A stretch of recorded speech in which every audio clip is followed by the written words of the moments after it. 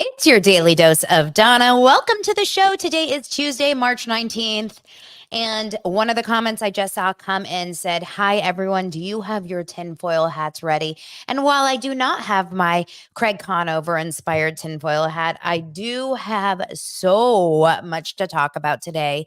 We're going to talk about all the chaos around Kate Middleton's appearance yesterday or over the weekend. We're going to talk about part two of Quiet on Set, that horribly depressing but very important documentary on Max regarding the Dan Schneider world on Nickelodeon. We're going to talk about Jax and Brittany. We're going to talk about so many things. This is your daily dose of Donna.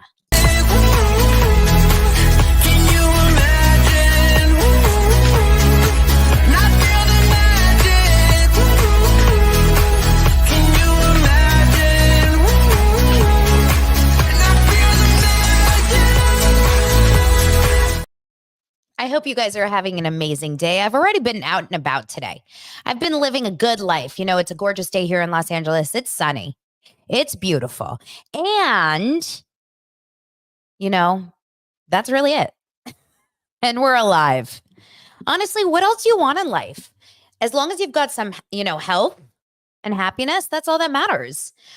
I did do a drive around the valley just in homage to tonight, the valley premiering. I actually need to find out where Jax and Brittany live, just like I found out where Ariana and Tom live, and I went and checked out their house. Although, as we know, Brittany's not there. We'll get into that in just a moment. You guys, I posted a TikTok and an Instagram reel this morning or last night saying basically, how I feel after the search of Kate Middleton. I have never in my life felt so conflicted about anything. This really has thrown me for a loop because I started my day feeling a certain way and I ended my day feeling a completely opposite way. And it's too much, you guys. It's too much. Like, I don't know what to do about this. And I am not, here's the problem is I am so concerned about you guys being mad about what I think. But the truth is, no one knows the truth. The only people that know the truth are the people that are directly involved. And all of us are just speculating. So I have to get over this feeling of like trying to appease you. There's going to be half of you that really feel like it's not her and half of you that feel like it's her. We are going to have to just accept the fact that this is not an obvious and clear representation of Kate Middleton or Princess Catherine of Wales, right? The video that we saw. But I'll get into that in just a moment. Yesterday morning I talked about the pop apologist House and Habit. Oh, we need to talk about House and Habit. I've got a bone to pick with you, Jessica. Here's what I'm going to do. We're going to get into this as our top story of today. We're going to also talk about a few other things. I have a few other stories that I want to hit up. But first, let me shout out the first sponsor of this week's episode, and that's ZipRecruiter. Just remember, daylight savings is starting up again for most states, or just did. The goal is to give us more daylight from March through November. And by setting our clocks forward, it may feel like there's more hours in the day, but if you're hiring, it doesn't help you find qualified candidates. Let me tell you one thing really fast, you guys. I was at the bank this morning. I shout out Wells Fargo and the people that worked there that were helping us. And we were like, dealing with like a very specific issue. We weren't like standing in the line. We were in one of those like cubicle situations. It's very important to have a good staff working for you because they're a representation of your company. So whether you're a small business owner, whether you are a huge business and corporation, you need to have the right employees. Good employees will make a massive difference in people's experience working with you. So spring forward with a new hiring partner, ZipRecruiter, and find top talent sooner. And Donna will slowly be able to start to understand how to speak. See why 4 out of 5 employers who post on ZipRecruiter get a quality candidate within the first day. Just go to ZipRecruiter.com/Donna. That's DANA. Once again, that's ZipRecruiter.com/DANA. ZipRecruiter, the smartest way to hire. Now, I want to ask you guys a question. I know a lot of you guys are my Patreon members, and I love I love me some Patreon. Okay. I use Patreon to give you my deep dives. I use Patreon to give you my personal stories about being a podcaster, all the drama. That's where I really got myself deep into the Rachel Hollis of it. I talked about the Zach and Up and Adam. I talked about Heather McDonald and Jeff Lewis and all of that, and Justin Martindale. I did all of that then. And I use Patreon for that. But I was just thinking about this. A lot of people complain about ads on YouTube. Of course, I have sponsored companies that sponsor me, and I will definitely always have to read them. But YouTube automatically inserts ads into my videos so that I can be monetized. Because after all, this is not just a hobby. This is actually a business, right? That being said, I'm wondering if you guys would be interested, those of you that don't like getting those auto ads. I'm talking about, the ones where you have no choice and in the middle of the video it goes to an ad. If you're interested on that, why don't you let me know in the comments if you would be willing or interested in subscribing to the Patreon to get an ad-free episode every day. And that way I can have an option for subscribers to get an ad-free episode on a daily basis, video and audio, or just here. I personally subscribe to YouTube Premium because I watch way too much YouTube and I like not seeing ads. So I spend the money per month. But, maybe for those of you guys that are interested in that, you just let me know. Just trying to be a people pleaser. It's my biggest dilemma in life. I got to get over that. But, it's a work in progress. Okay. Me and Sheena Shea. Everything is about me. Wait, I don't make everything about me, but let's talk about me. Right? Okay. Let's talk about this. Richard Simmons. There's a couple stories that I just want to hit up before we get into the Kate of it all. Did you guys hear about this Richard Simmons story? So Richard Simmons has released this really bizarre post that basically says, please don't be sad. I have some news to tell you. Please don't be sad. I am dying, he wrote in a bizarre Facebook post on Monday. Oh, I can see your faces now. The truth is, we are all dying. Every day we live, we are getting closer to our death. Why am I telling you this? Because I want you to enjoy your life to the fullest every single day. Get up in the morning and look at the sky, count your blessings and enjoy. And then he shared several wellness tips with his followers, urging them to eat a healthy diet and move their bodies daily. So can you imagine that I start my show every day like, it's your daily dose of Donna and I am dying? What the heck?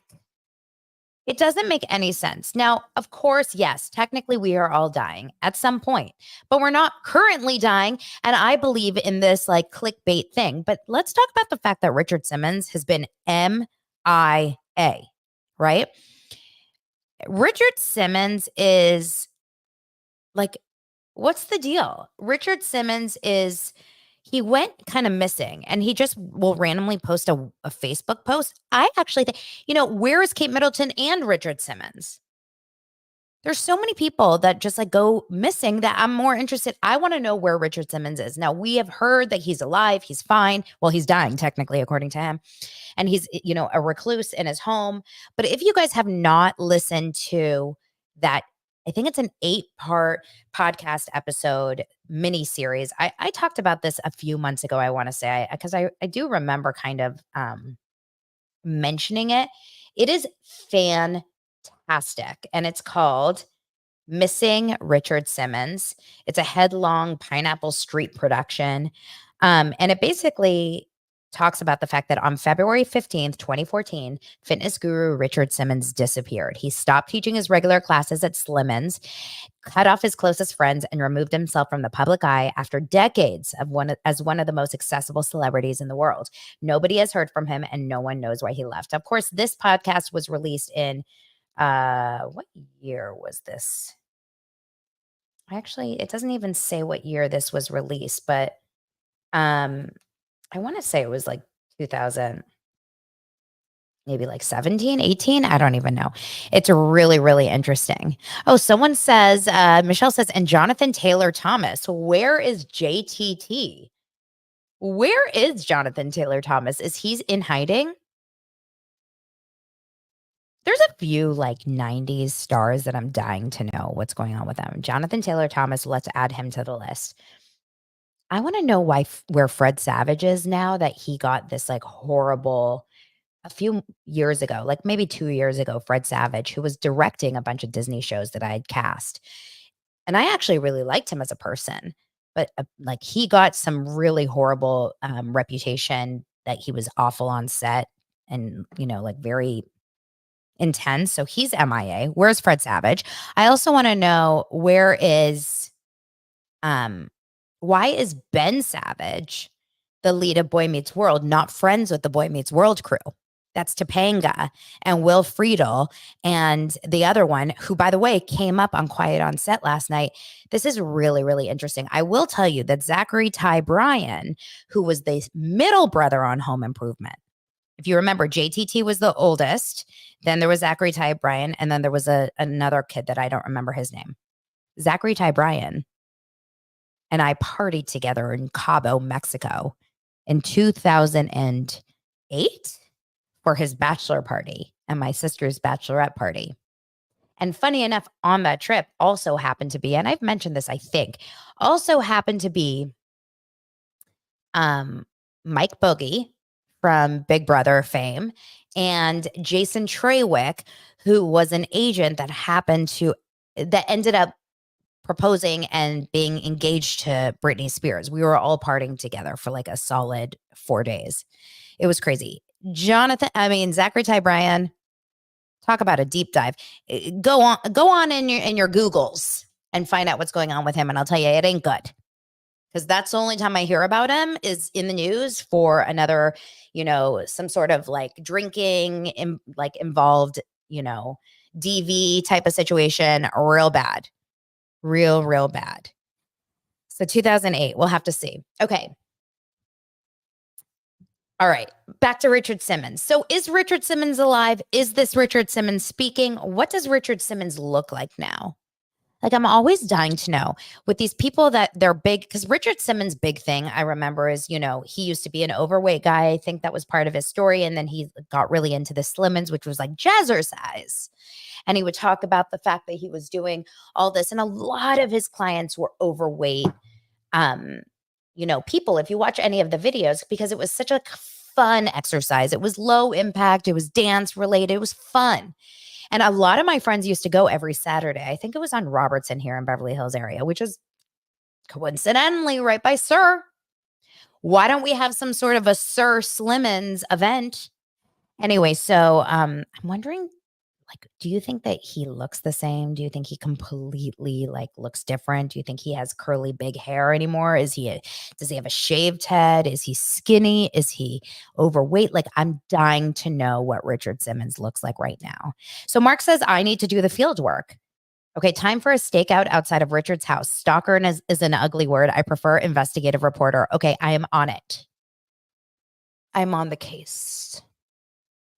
Whose houses should I go stalk for you guys? I think I should go and check out Kyle Richards, 8.5s, all of their houses, right? I can find out where they live really easily. I want to find Jax and Brittany's, although Brittany's not there. Yeah, you guys let me know and I'll just do a drive. If you guys are old school Flipping Out fans from Jeff Lewis, his show, if you remember on Flipping Out, he always used to live in these homes and remodel them and then flip them, of course, and sell them. And some of them he didn't live in, some of them he did. He had a property that he called Valley Vista, and it was when he was with Gage. Of course, Jenny was working with him. Zoila, it was the good days. And that property is a few blocks away from me. So I drive by that all the time. Oh, the Brady Bunch house. Yes, that's pretty close to me. And I have to try to find Shelly Miscavige. So yeah, basically I've got a busy day, guys. I have a really busy day. I'm going to take Tessa the Tesla around. And I know every time I mention the Tesla word, it triggers people. God forbid I drive a car that 97% of America drives too. Okay, let's move on. Did you guys watch Oprah's special last night? I did not personally watch it. I will watch it. I recorded it, I added it to my DVR, but Oprah Oprah Winfrey yesterday broke down her exercise routine in her ABC special. She basically is having this special all about weight. I mean, when you think of Oprah Winfrey, you think about so many things, but of course, her struggles with weight have been such a prominent part of Oprah Winfrey's career, right? She is someone that has very, very famously fluctuated and talked about it so openly. Like, we'll never forget. If you are born in 1981 or circa around that time or a little bit before, you do remember her dragging the 25-pound wagon of fat out onto the stage. Oprah is synonymous with dealing with weight struggles. I love that about her. I find it like a relatable queen, but she clearly was very invested with Weight Watchers. She was part of the board. And then recently she stepped down, even though Weight Watchers is doing sort of a weight loss situation with their company. Like they have a situation where you can work with someone and use their diets and also get on a GLP-1. I believe there's a lot of people that are talking about it openly. So this is a big thing. So she, on her ABC special, Shame, Blame, and the Weight Loss Revolution on Monday, she told viewers that in addition to a healthy diet, she's intentional about hiking 3 to 5 miles a day. Now, we've seen this before on her Instagram stories. The best is, or the videos, the best is actually to watch Gayle King's Instagram, because Gayle King like always manages to get Oprah in ways that like, I just love Gayle so much. Don't you think like Gayle is the best? Okay. She also said that she goes on runs and does weight resistance training. I mean, she's 70 years old, y'all. Oprah looks fantastico. She said that she has raved about the positive effects weight loss drugs have had on her journey, although she has to yet specify whether she has taken Ozempic, Wegovy, or another version of semaglutide. I would imagine yes, right? Like she doesn't have to say it, I guess. I don't know why she's not saying it, but she said all these years, and this is something that I can relate to heavily. And I'm curious from you guys. She says, all these years, I thought all of the people who never had to diet were just using their willpower and they were for some reason stronger than me. And now I realize y'all weren't even thinking about the food. So I have some girlfriends that have gone on Ozempic or something of the like. And a lot of them talk about the fact that, she is like the biggest part of Ozempic, the Ozempic experience. I'm just going to use one of my friends, okay, specifically. She said the craziest part about this is the amount of time she gets back in her day just by not thinking about food. And I'm like, I am totally 100%, like I can relate to this. And you guys may not know this about me, but I definitely have like major food noise in my body. This is really interesting. And I'm not a therapist, obviously. I am an incredible, lover of therapy, but I do not in any way have any expertise with this. I'm just reporting my own personal experience. I was talking to my girlfriend who is a therapist, and she went to a training over the weekend about body dysmorphia. And she said, oh yeah, by the way, you guys, trigger warning for anyone that is uncomfortable talking about body and weight and whatever. I just want to let you guys know this. She said something so interesting to me. She says and this may be like very, very offensive to some, but I thought this was interesting. She said the new kind of standards on what exactly constitutes some sort of an eating disorder is if you may not actually do anything for like an eating disorder, meaning you may not overeat, you may not undereat, you may not, binge and purge, any of that, all the things that we've heard about as eating disorders. But the obsession with thinking about your body and your weight and how you're not kind of like happy in your body and all of that, if you were thinking about that more than a certain time a day, I think it's like 3 hours a day, you can be classified as having an eating disorder as well. And I was thinking to myself, I was like, oh my gosh, like I would love to meet a woman that doesn't think that way. And my friend was like, I promise you, I don't. And she's also a slim person. So I don't know if it's like, it really just depends on your body type. But I think that there are some women or men out there that just don't think about food. It's a food noise is a great conversation, Emily. It's called Food Noise, and it's about this like obsession with thinking about what am I going to eat? When am I going to eat it? How much can I eat? How many calories? Can I eat this right now? I want to eat it. I crave this. Like, I am someone. This is so vulnerable, and I should probably talk about this more on Patreon. But I'm the kind of person that will get a craving for a certain kind of like a candy, and I will drive to the ends of the earth to get that candy. Like yesterday, I almost drove across LA in rush hour traffic to get Swedish candy from a Swedish candy store in West Hollywood because I am so obsessed with watching these TikToks of them eating this Swedish candy. And I get obsessive over it. Like, I'm like, I need that candy. I don't know. I don't know what that is, but I think about it all the time. I'm lucky that I work out and I really enjoy exercising. And I think that balances me out for the most part. But it's an interesting conversation to have. And I wake up in the morning. I'm not hungry in the morning, so I'm never concerned about breakfast. But lunchtime, I'm ravenous, especially after this show. Do you guys know what kind of energy I put into this show? This is a workout. And then, of course, like Michelle says, sugar is my drug of choice. I need something sweet after every meal. And I'm sorry, one little piece of dark chocolate ain't gonna do it. Okay?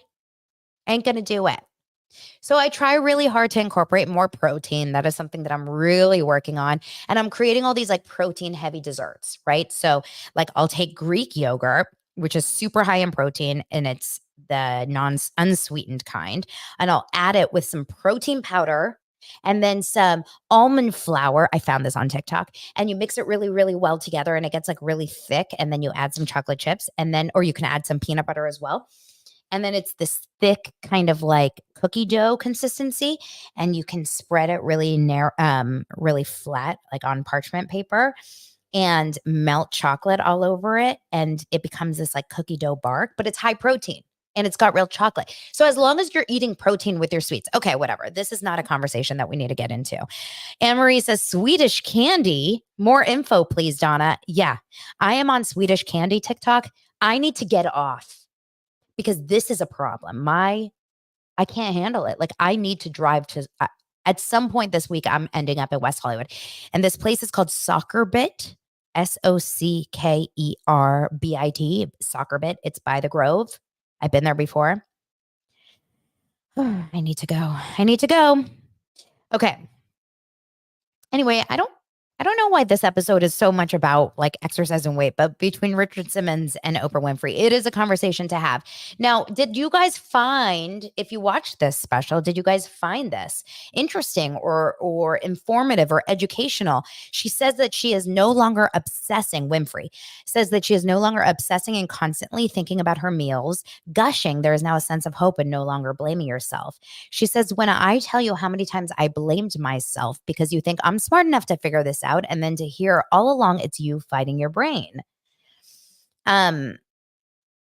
It's really interesting when you realize that, like, you know, food is, there is a lot of shame around food. There's a lot of shame around weight. And her goal was to come to the conversation with the hope that we can start releasing the stigma and the shame and the judgment, to stop shaming other people for being overweight or how they choose to lose or not lose weight. And most importantly, to stop shaming ourselves. Okay, so she did confirm her use of weight loss medication in December 23, but she hasn't specified, I don't believe, which one that she uses. But I think most importantly is that you're also working out, that you're moving your body, that you're, you know, doing it all. A nice little balance, as they say, a balance. Okay. So, oh my gosh, you guys, we'll have to talk about, there's so much going on in the comments about food. I love talking about this stuff. So we'll talk about it soon. Let's get into, I think we have to get into Kate. Let's get into Kate. Before I get into Kate, I want to shout out Dr. Motion Socks. If you guys remember, I spoke about this yesterday. I'm a big exercise fan. I'm very active in my day-to-day and I work out all the time. And I believe in wearing a very good, strong sock. And I know that sounds crazy, but I sometimes, like right now I'm in sandals because I'm just downstairs.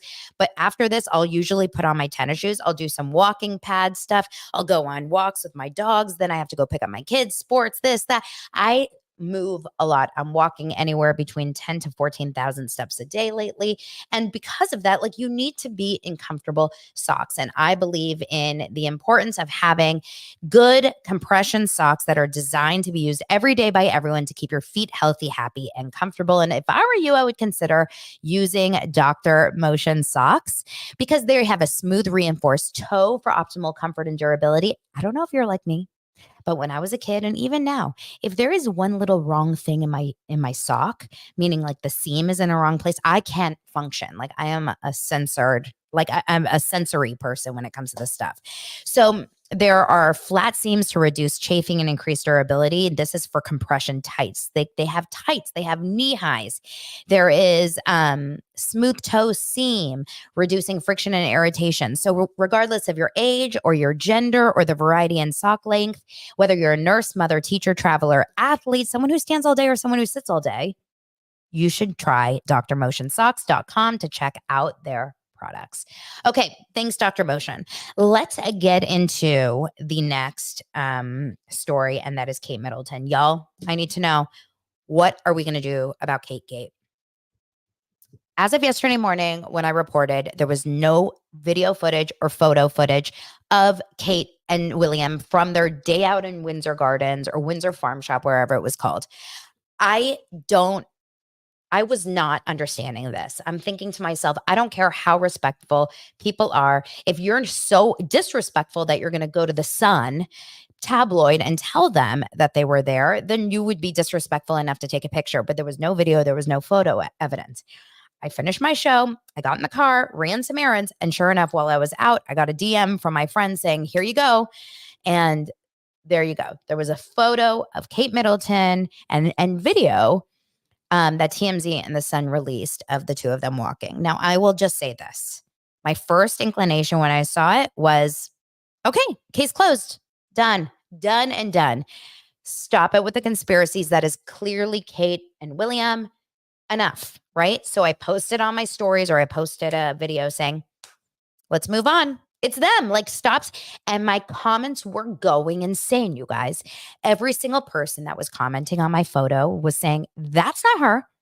Or you've got to be kidding. That's definitely not her. Check your eyes. And I'm like, wait, are we all conspiracy theorists now? Or is it just me? Because I thought I was like on one end. No, everyone. And I would say out of just say 300 comments, 200 of them, if not 250, did not believe that it was Kate. So then I posted a reel saying, like, what's going on with the internet? Because I believed that this is actually Kate, but you guys are all saying, that it's not. So I got in my head, right? I started to question everything in my head.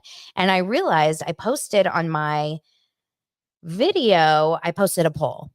I said, the internet is wild. You guys need to tell me, what do you believe? And right now, as of right now, I have 173 responses to the poll, and 52% of the vote says it is not Kate.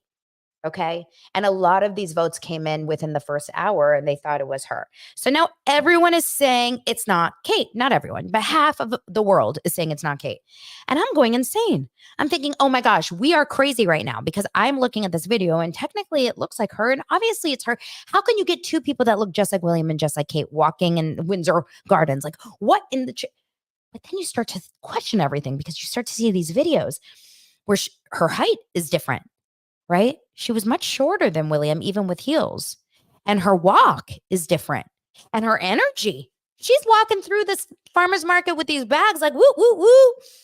Her face is very, very gaunt, which is fine if she's lost a lot of weight from the surgery. But then she was filmed 2 weeks ago in the car with her mom with a much rounder face, like not even like small rounder. She looked puffier for Kate then, and 2 weeks later, she looks incredibly gaunt. That doesn't connect. The height doesn't connect. Her energy after abdominal surgery, walking around with a bag, like, when William has two hands, he could have carried two bags. The fact that not one person in this farm area is even looking at them. And I'm sorry, you can say, oh, they see them all the time. They're there all the time. They're constantly there. I don't care if Brad Pitt comes to my house on a daily basis. basis, I'm looking at him. Like, I don't think you guys understand. Like, this is the most talked about person in the world right now. You're going to tell me that her people are so respectful that they don't even just glance as she walks past. And it's not like you can try to look like, oh, I don't even notice that it's you. But then when she walks past, when you turn around, something looks so suspect. So the more people were posting it, the more people were questioning it. All of a sudden, I was like, oh my God, I'm now questioning it. I'm going insane. Something is afoot. I talked to my mom.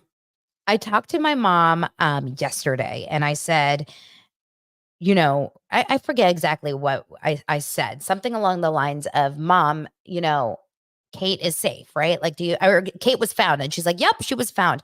And I said, did you see the video? And she said, no, but I saw the video. I know she's found. So I'm at the bank with my mom. And I just want you guys to know something about Mary. Okay. Mary, my mom. Mary is as interested in celebrities as I am interested in the Roman Empire. And by that, I mean not. Okay. She doesn't give a goddamn crap about any of this stuff. She definitely doesn't care about tabloids, gossip. She doesn't believe in any of it. She's like, oh, shut up with this stupidity, right? She's not my typical doser. She's definitely not a viewer of my show. I'll tell you that. So we're at the bank and I'm like, do you guys think Kate is found? My sister is also like too cool for school. She's like, oh, who cares about these things? I'm like, me and the rest of the world. So my mom is like, yeah, supposedly she was safe. I show the video to my mom. She's like, yes, that's the video wait, that's not her. That's what my mom says.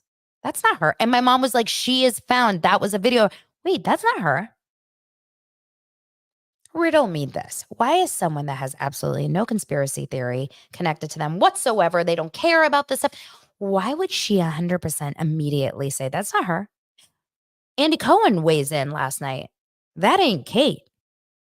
All my friends are texting me, girl, that's not Kate. So now I feel like I'm going insane.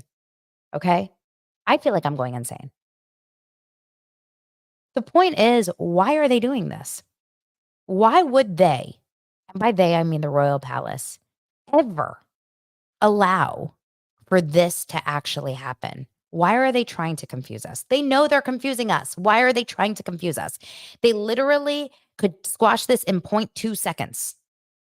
All they would need is Kate Middleton on a live Zoom doing a live interview with someone saying, which clearly she feels fine if that's how they want to approach it, right? She's sprightly walking through the farmer's market.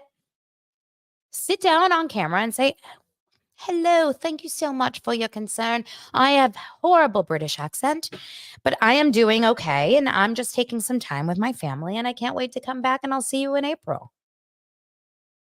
But she's not. Duh, something is up. The math ain't mathing, y'all. You know what? If pandas aren't real, then this Kate isn't either. So the conspiracy theories continue. Now, of course, I've seen wild conspiracies, including one I watched just this morning, which I thought was so good and so crazy that if I said it out loud here, you may all freak out, run away, and unsubscribe. So I won't, but it has something to do with cryogenics. I don't believe it. Clones and cryogenics. I don't believe it personally myself. But people are questioning everything now. And in a way, it's kind of fun to continue to do that because we love a conspiracy. We love a, deep dive rabbit hole. Like we're in it, right? We are in this. We don't have Scandival. We don't have Kyle and Mo. Jax and Brittany are just not doing it for us. And Lindsay and Carl aren't either. We need something big. We need something big. And this is giving it to us. And I like how we're finding it's all these Easter eggs, right? The nuggets. It's like Taylor Swift could never. By the way, do you think Taylor Swift is freaking out that there's like no press about her and Travis right now? Because everyone is so into this. So. Then this is my bone to pick with House and Habit. Okay, so as of yesterday, House and Habit, I spoke about it all in the beginning of yesterday's show. So go back and listen to if you want to know who I'm talking about. But she has over 1 million followers on Instagram. She's very, very polarizing. So House and Habit really irked me over this. Because one thing this woman, Jessica, has always told her audience is question what you are being told. Question the media. Be a free thinker. Be a critical thinker. Question everything. And here we are as a human race questioning what we're being shown and told because it looks like alien shit, right? And she is basically saying you guys are nuts. Everyone is nuts that you're not just believing that that's Kate. And then she did the unthinkable. You ready? She posted a picture of her and Leah McFreakin Sweeney recording something anti-Andy, obviously, anti-Andy Cohen. And I'm telling you, I can fucks with anyone. Okay. Like I can hook up with anyone and like question. If you're going to be team Leah McSweeney on this one, I think you're out of I think we're done. I think that we're done. Like, some people say, what's the deal breaker in your relationship? What's the deal breaker in your friendships? What's the deal breaker? I'll tell you, the deal breaker for me is like team Leah McSweeney or not.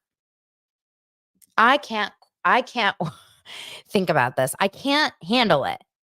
So Miss, don't trust everything you're listening is now getting mad that we're trusting. I think someone like a House and Habit, personally, I think she is truly just out to upset people. So whatever the popular opinion is, I think she just wants to go the opposite. Does anyone feel that way? Like whatever we all go outside right now and we see a blue sky and we're like, the sky is blue. She's going to be like, don't trust your eyes because I think it could be green. And here's why. And then all these people are like, oh, it's a green sky. Oh my God. It's so good. Mark says, I am questioning Donna's wallpaper. I don't think that she is outside. What are you talking about? I am in a jungle right now. Okay. This is real. These are trees. And if you were here, you would feel the breeze of the trees. It's so good. I can't get enough of it. But at the same time, until they actually show us that one thing, until they show us the actual real deal, news of like the Kate Middleton speaking to the camera in a video, I don't think anyone's going to believe any of it. So we'll have to see. All right. Let's move on. The Valley premieres tonight, and I am already over this cast, but I'll watch it. Okay, so we have Vanderpump Rules on, and then The Valley right after. Jax, I think, is on Vanderpump Rules tonight, and I think Sheena's on The Valley. I'm a little confused about this. Today on Bravo's Hot Mic podcast, hosted by Alex Baskin, who I'm convinced is out to be the next Andy Cohen, and I'm not loving it. Alex Baskin interviews Jax and Brittany. And I was excited to start listening to this because this is a subscription only podcast, meaning you're paying $5 or something a month. No problem. But I was excited to listen to this because I'm like, oh, okay, so here we go. It's Jax and Brittany after the cheating or after the breakup. Like, what's going on? I don't believe that they mention in this episode, in this interview, Jax mentions, I just saw Sandoval last week and I told him, thanks so much. Cause it's because of you that I'm back in the public arena. And then he said, yeah, it was like around Thanksgiving when I saw him. So I think that they recorded this subscription only podcast episode in December, which I think I want my money back. Because I ain't paying $5 a month, Mr. Alex Baskin, for a 4-month-old podcast. Also, by the way, in what world are we banking podcast episodes with celebrities and reality stars? I'm here every single day giving you a live episode. I am here on a daily dose of Donna. 5 days a week, you get a new episode from me. What is this 3 months in advance banking an episode shit? Not into it. Like, we've got to move on from that awful what I'm not paying. I'm like revoking my subscription to Bravo's Hot Mic podcast that I'm getting a 3-month-old, 4-month-old podcast from Jax and Brittany, especially because of the fact that they're so, yes, how she always say, yes. Oh, Jax, yeah. No, they're broken up now. So I'm listening to a completely old episode. And also, by the way, I have never in my life, have I ever gotten a or gotten a person on a reality show, Brittany, so excited, so ecstatic, so enthusiastic to talk about the demise of her freaking marriage with her husband and her baby daddy. Like, what is happening here? Guys, if you have been married, before and you have kids with that person, and you are in the position where you are so mad that you are getting up and moving to an Airbnb with your kid, leaving the family home. I don't understand. I can't wrap my head around how bad this is or how weird this is that she is openly talking about this on interviews. Well, he didn't cheat on me, but he knows that he's being Jax. Jax is just being Jax. He's just being so, he's struggling in this way. I'm like, oh my gosh, your baby Cruz is going to grow up and Google this. Seeing an interview of mom and dad sitting with Chris and Dodie in the middle of you, awkward, and like talking shit about how dad is being, and Jax is just like, I don't want to talk about it. What is happening? And why are we believing this? And also, I do believe it. Like, I actually do believe that they are broken up. I just can't wrap my head around it. Like, when I fight with Lance, because guys, I just want to give you a heads up. I do fight with my husband. I know. It's hard to believe, but I do. If I fight with Lance and we're not talking because we're in an argument, and this is not me moving out, this is not him moving out, this is not even me sleeping in a different bed. This is literally just getting in an argument and then he goes to work for an hour. I am in a shitty mood. I'm in a bad mood and I'm not talking about it openly on TV. What is happening? Guys, discretion. Like, protect your children from having to hear the ins and outs of how Jax is just being Jax. So bad that mommy and Cruz moved out. And by the way, why did mommy and Cruz move out? Why didn't Jax move out? What is happening? Either way, I'm watching tonight. I have to do it. It's my job. Okay? You guys are paying me the big bucks. The big bucks to watch the Valley. And since I'm already in the jungle here with my wallpaper, all I have to do is just, walk down the street and I'm in the Valley. So all right, we got to move on. I have to just, finish up today talking just briefly about Quiet on Set Part 2. Okay, trigger warning. We're obviously going to be talking about very challenging situations. This was so hard to watch. So Drake Bell, formerly of Josh and Drake, he was the star of that show. He was on the Amanda Show. He's been around in that Nickelodeon world forever. He finally, for the first time ever, openly spoke about the abuse that he endured from Brian Peck, Hollywood dialogue coach, acting coach, script coach. We heard detail. We heard, well, I wouldn't say detail, but we heard one thing that will stick with me, which is basically him saying that think about the worst things that could happen from an adult male to a child male, and it happened. Now, I'm a mom of boys, so I don't know if that affects me a little more just when it's a boy subject versus a girl, but I think it's both. I mean, I think I would be just feeling it on both sides, but when I tell you my heart goes out to Drake Bell.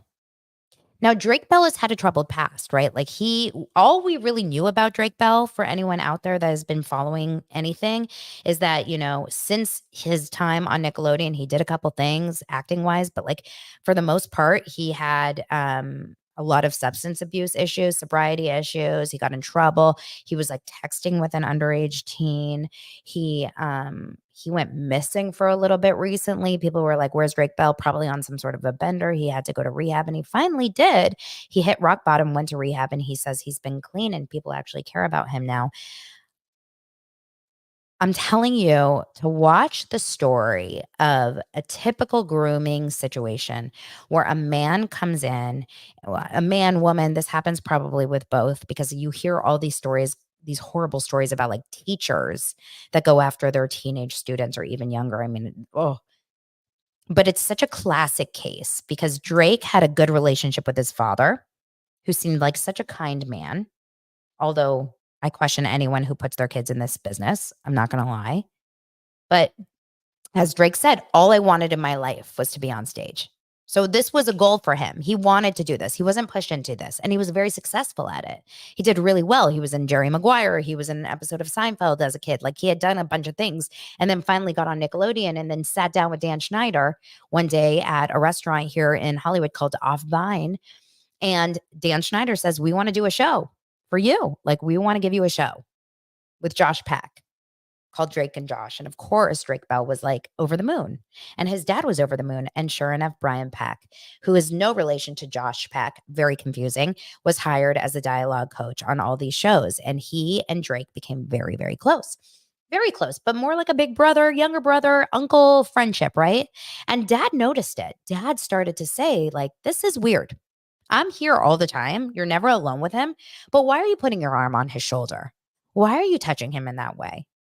Why are you guys getting so close and always around? Why is not Josh, sorry. Why is Brian Peck always around my son? He started to raise some questions to production. And they said, and this is the most disgusting part, oh, he's a gay man. He's just touchy feely like that.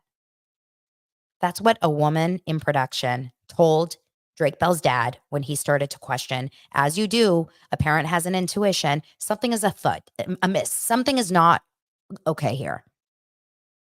I mean, can you imagine? Oh, he's a gay man. It's okay. Actually, no. You can be gay, straight, or an alien. It's not okay. Do not touch my son in that way. And it makes me uncomfortable. So over time, Brian Peck had started to get so close with Drake that he started to put some bad things in his head because he knew that dad was the only reason that was keeping them apart. That Brian started to say things like, "Your dad is trying to steal your money. You should not be your dad should not be your manager." And while I kind of agree to this idea of like parents should not be managers because I can't stand momagers and dadagers, I also just totally, absolutely do not in any capacity um agree with, the way that this man kind of drove this wedge between dad and Drake. So Drake got to the place where he started to see his own dad as the enemy. So sad. Calls his mom or goes to his mom's house and says, "I don't want dad being my manager." And Drake's dad, apparently, allegedly from his interview, said, all I can do is, support my son. And if he didn't want me to be his manager, I was crying. I was devastated over it. But I said, "Okay." And I released all of the paperwork. I gave his mom the ability to manage him. But I also said, "The one thing I need you to do is keep him away from Brian. Do not let them spend time alone together." And sure enough, mom did.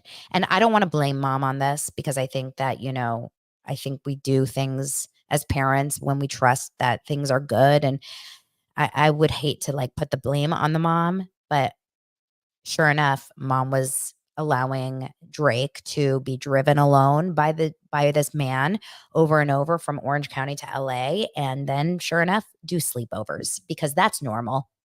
Right? That's normal that a 15-year-old sleeps, 14, 15, at his 40-some-year-old dialogue coach's house. And he woke up in the middle of the night to being assaulted. And he was told it was a one-time thing. So sorry, so sorry, so sorry.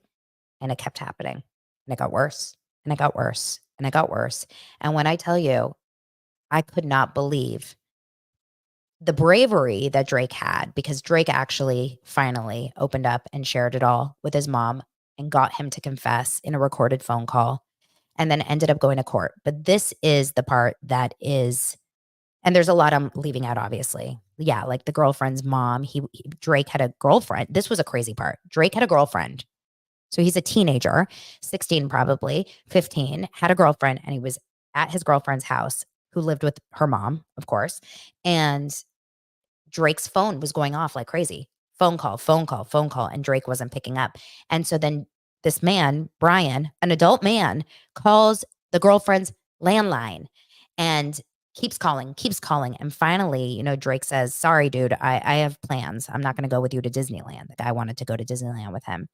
And Drake's girlfriend's mom pulled him aside and said, what's up? This is not normal.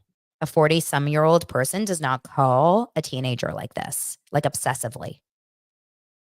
It's giving like obsessive. I'm in love with you. Like the shit that do you guys remember the movie Swingers when he calls the girl 10 times and leaves a message? Like bad, right? Makes him go to a therapist. And then eventually the story does come out to his mom. He gets a recorded confession and he ends up getting him arrested. Now, Brian gets arrested for all these horrible things. And this is the part that is so wild. He ended up going to the sentencing. Drake went to the sentencing and he testified. And he said, and this was so sad, at the sentencing for this man, Brian Peck, you know how it's like a wedding, basically, like the groom's side and the bride's side. So it's like the defendant and the plaintiff's side.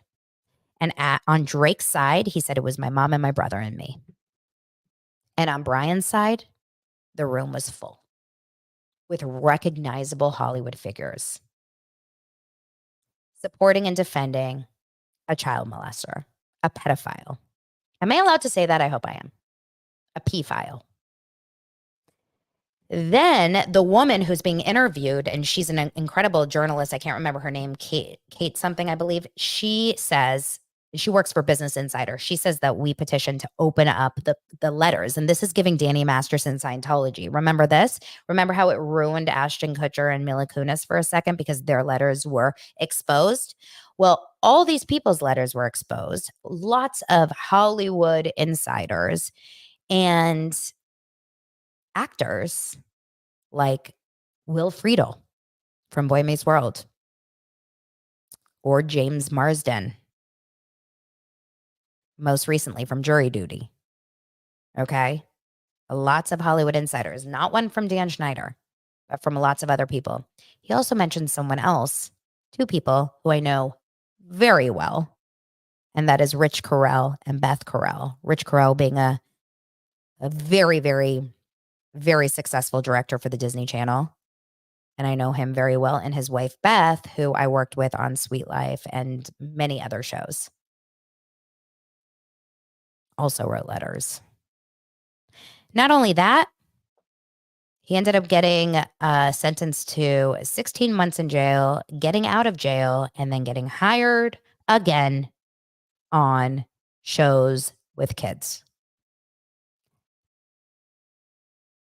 I can't handle it. And Leslie says, or the married producer couple who hired him after he got out of prison. Yes, those are the Carells. And it's really sad to say that because I'm close with them. Never knew that. And I've worked with both of them many times. So why this industry accepts, allows, and makes excuses for disgusting human beings that touch and put kids in uncomfortable situations is beyond me. Why is it like these people are replaceable? There is not just one Brian Peck in the world. Like there's a lot of amazing, incredible dialogue coaches and acting coaches who I know personally. He's not the only one. They didn't believe the charges. No one believed the charges. All these people said, "No, this is so out of character." You think Drake Bell chose to make this up? Do you know how humiliating and shameful he must have felt going through that, speaking in the courtroom to all those people, saying, "You guys are standing here and defending, a child predator, and I am sitting here and just trying to figure out how I'm gonna like go through my life after being assaulted in the worst possible ways." When I tell you that story of Drake Bell just broke me. How he stole this person's life and then was given another job. Disgusting human being. Disgusting. Oh, yeah. Jen says they all said Brian must have been tempted. That's what so many of the letters kept saying. There must have been some large temptation. It should have been a temptation. It was a temptation. It was a temptation. I don't give a crap if Drake Bell was dancing naked and shaking his body in front of this man. Control yourself, you disgusting human being. I can't handle it, you guys. This is a no-no. Like, I'm thinking about writing an article and putting it like somewhere saying why a former casting director of kids will never put her kids in the industry. It's because of shit like this. Just absolutely awful. And if you are out there and wondering if you can put your kids in the entertainment industry and you want to talk to me, I will talk about it. I'll do a whole special on it. I don't care. I'm telling you. Sandy says I should do merch saying when I tell you. That is kind of my thing. When I tell you. Anyway, I am team child through and through. All of those kids that were interviewed, every single last one of them struggled, had substance abuse issues, family issues, depression issues, anxiety issues. These people you put a kid who is in the most malleable, moldable time of their life into a situation which, by all means, when I was working there, felt fun. And I get it. It is fun. That's the crazy thing. It is fun because I was there. It was fun. There's snacks and there's candy and there's live audience and there's fans and there's always kinds of like fun events and like so much like, kids could just like run around the stages and they would get in golf carts and they would scooter and bike around and it was fun. Anyway, oh my gosh, Suzanne mentions about Leonardo DiCaprio. Yes, Lance came upstairs right when I was watching that part, and I was like, dude, you have to see this. So there is this clip of Brian Peck, this disgusting human being, when he was working with Leonardo DiCaprio, like around the years of, what was that show that Leo was on? Someone help me, the show in the 80s. And Who's the Boss? Was it Who's the Boss? And that reminds me. Alan Thicke also wrote a letter. R.I.P. Alan Thicke. He wrote a letter in support of Brian Peck. And Who's the Boss? The mom, Joanna, she also wrote a letter in support. Growing Pains. Thank you. It's Growing Pains, not Who's the Boss. Who's the Boss is Tony Danza. So Growing Pains. So he's on the set of Growing Pains and Leonardo DiCaprio is a teen, if you guys remember on that show. And he's like talking about Leonardo DiCaprio to an interview, to like a camera. And he's like, look at this hunk teen boy. And then there's this other little moment where both he and Leo kind of are rubbing each other's arms. Joanna Kearns, that's her name. Rubbing each other's arms. And I'm like, y'all, I don't want to say it, but I think that Leo was also a victim here. It's just awful. Awful. Anyway, I support all children, and this industry is a dangerous, dangerous beast. Anyway, you guys, it's noon, so I'm going to wrap up the show. Tonight we have Vanderpump and the Valley. I'm going to have a lot to talk about tomorrow. And I love you guys. Thank you so much for supporting the show and subscribing. Got a bunch of new subscribers. We're now like at, let's see how many until 15,000. Let's see if we can get. I have 457 more subscribers until 15,000. So let's get on it. I appreciate you guys so much, and I'll talk to you soon. I'll get more into this, of course, on Patreon this week because it's such an important conversation. Love you. Mean it. Bye.